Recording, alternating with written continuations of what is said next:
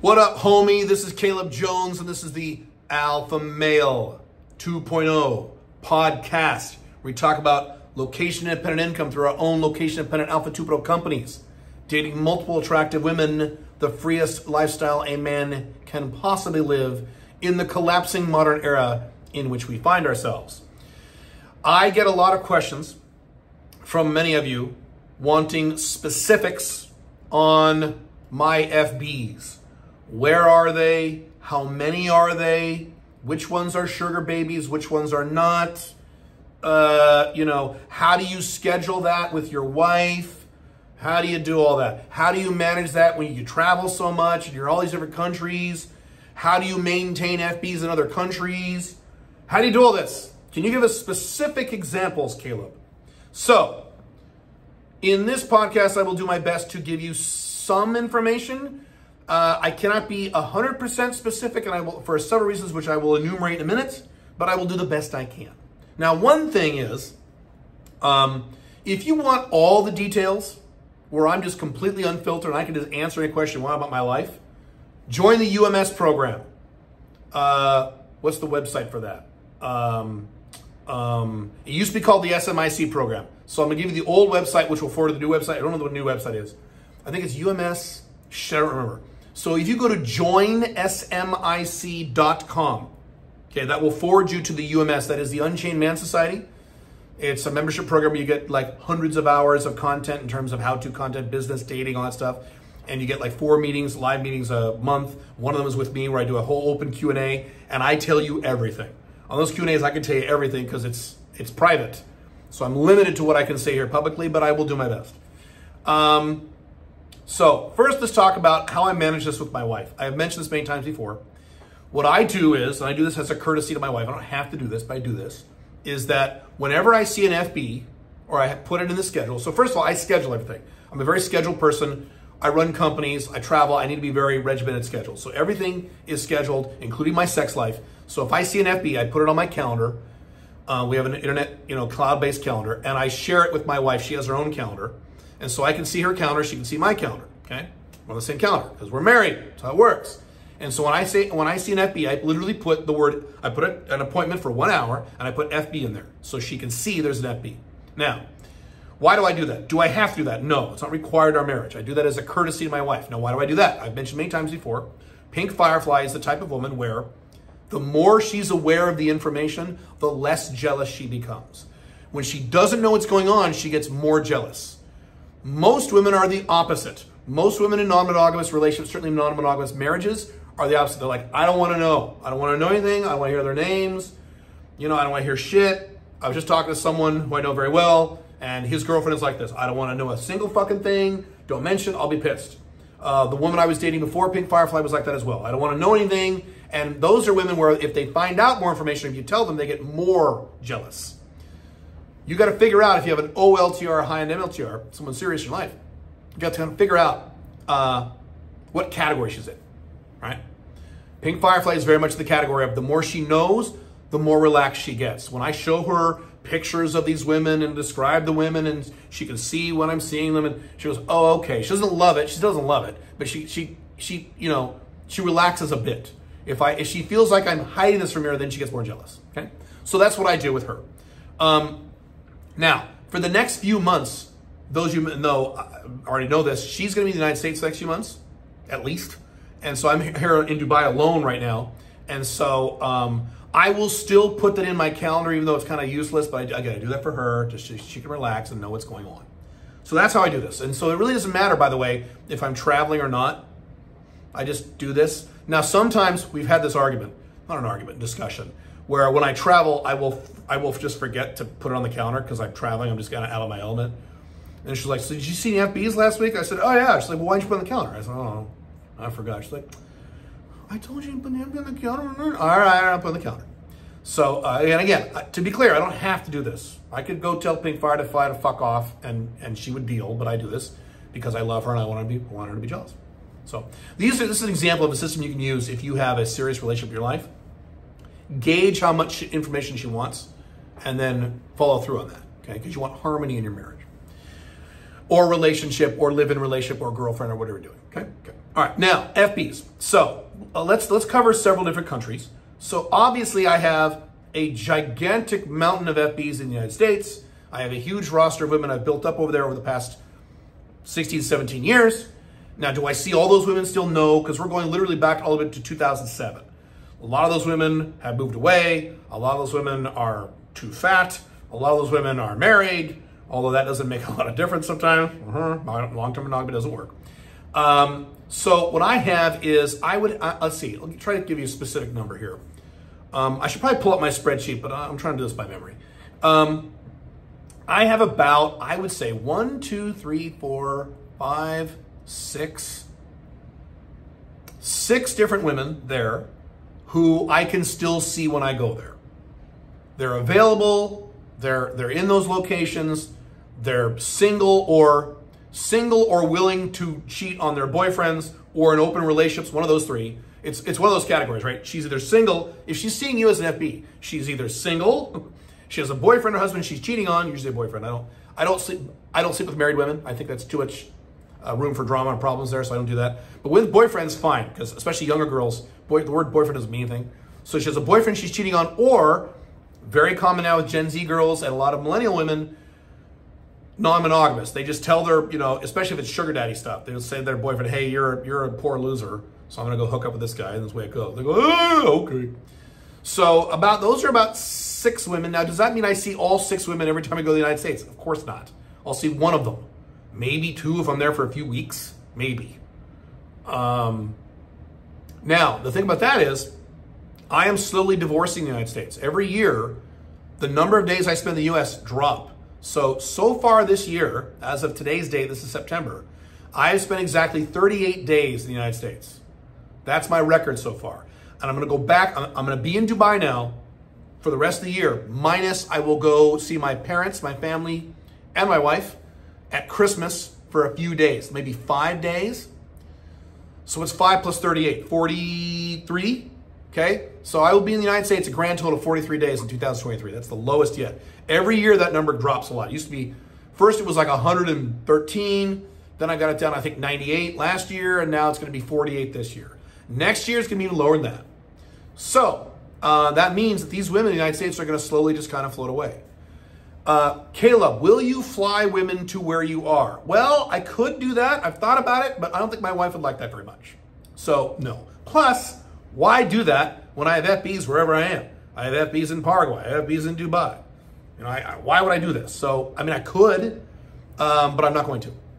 I don't see a reason to do that in my scenario. When you have FBs in all of your flags, you don't need to fly anybody anywhere unless you have an OLTR, you're with somebody. That's different. Okay.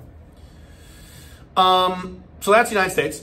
So let's switch over to Dubai. So this is one of those times where I cannot give you specifics because that kind of lifestyle is happens in Dubai, is extremely common in Dubai. It is the reason many men and a lot of women actually come to Dubai, but there's only certain things would not be a good idea for me to publicly say. I don't want to get in trouble.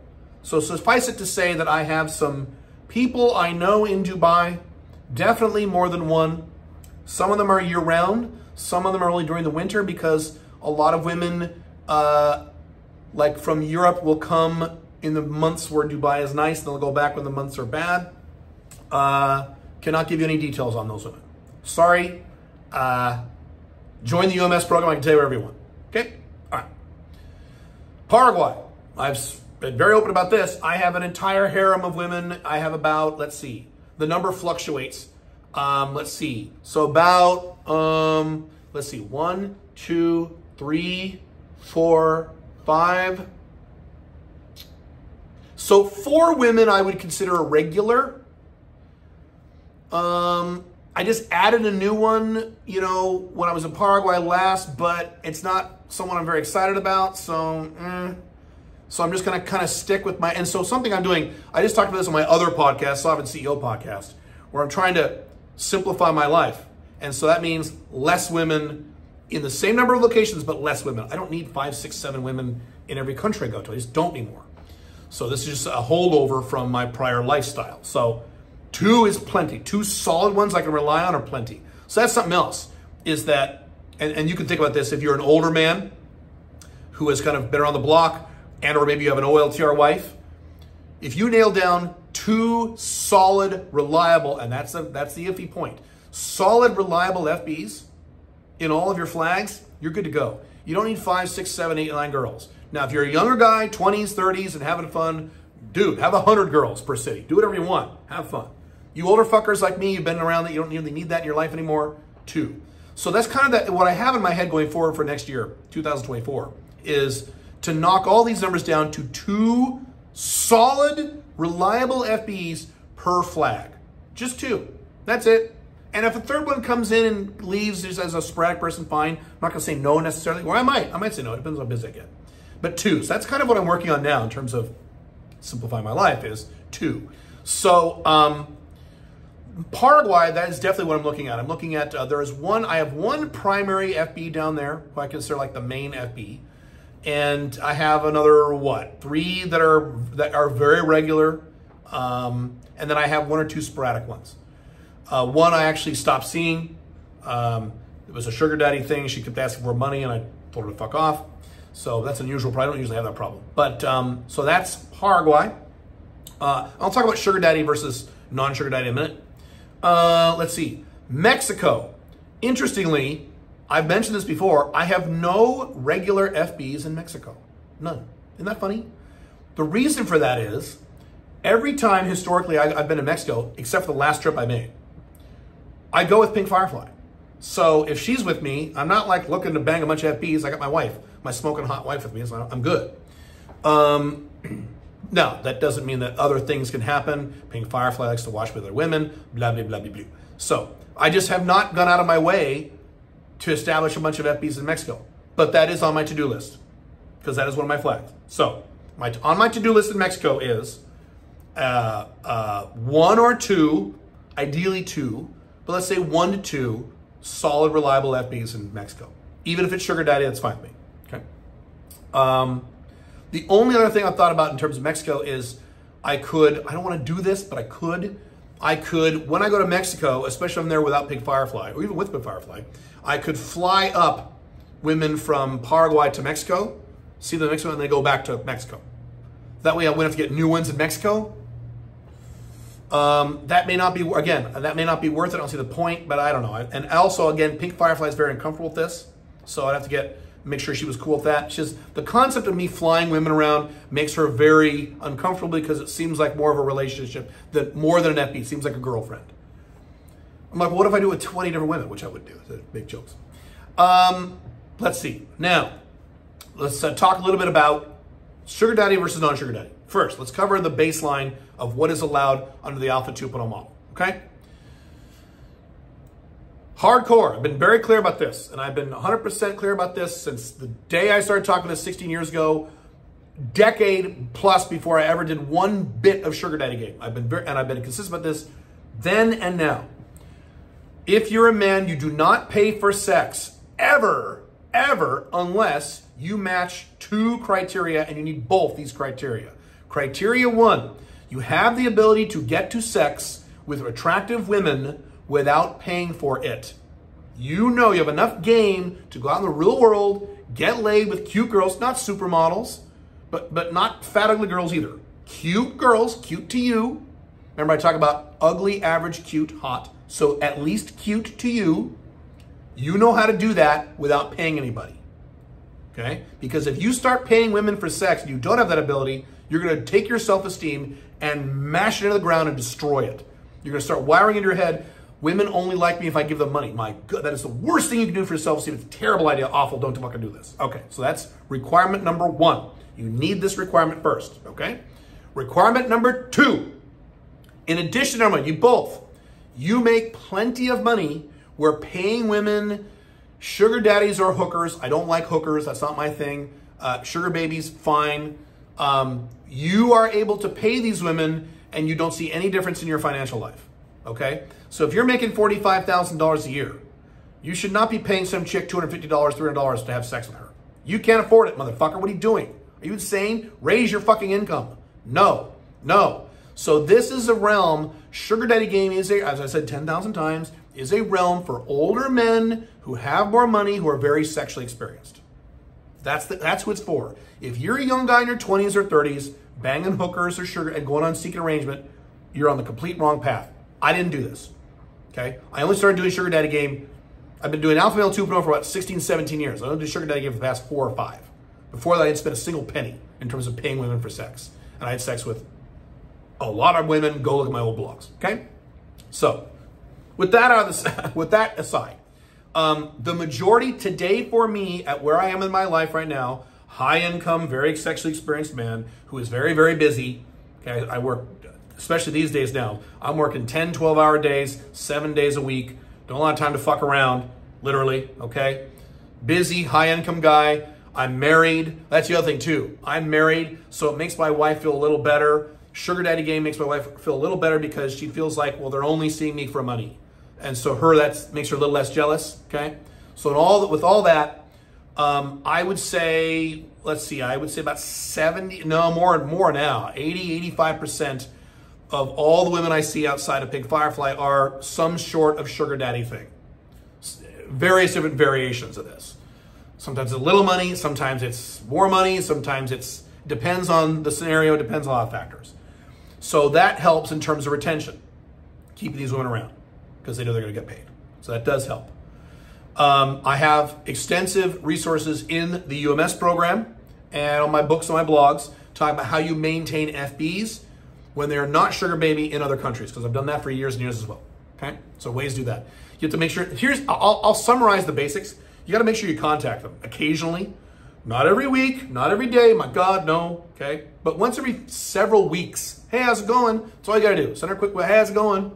Unless she contacts you first, which is great. That's even better. Okay, hey, how you doing? That's fine. If you're not going to see her for 8 months, you can't just not have any contact over 8 months, especially if she's not a sugar baby. Okay, you need to maintain that link. And all the usual stuff, the cardinal rules, all those things in terms of talking about, maintaining your relationships with women and not breaking the rules and not being a dork and all that stuff. Okay, all right. Let's see. Other countries outside of my flags. Well, I have FBs all over the world. So I have, now these are not solid, steady FBs. These are more sporadic FBs. I have sporadic, non-solid FBs in Hong Kong, in several now in the UK, several of them in the UK. I have some in Panama. I had 1 or 2 in Argentina, not so much anymore. I just haven't been there in so long, so they're probably floated away by now. Where else? I'm forgetting of some other places. All over the United States. So when I say the United States, it's not just, the Pacific Northwest where I spent most of my life. All over the East Coast, West Coast, Midwest, all over the place. I have none in Canada, interestingly, none in Canada, none in Mexico. I'm forgetting about 1 or 2 countries. So if I were to visit these countries, reasonably assured, as long as I scheduled things in advance, I'd be able to see people in these countries if I wanted to. For example, I'm probably going to spend a month in the UK next year. Probably June. I haven't decided. Probably June. Spend an entire month in the UK. And so, sure, I could probably see some of my friends there. So that's an overview. That's it. If you have more questions about this, let me know. I can certainly do a follow-up podcast. If you want more details, not more details, but more specifics on individual, aspects of what I talk about. Again, I'm limited to what I can talk about publicly here. Sorry, that's the way it goes. Join the UMS program at joinsmic.com. Joinsmic.com. And then that will forward you to the Unchained Man Society where you can get more details on this stuff if you want.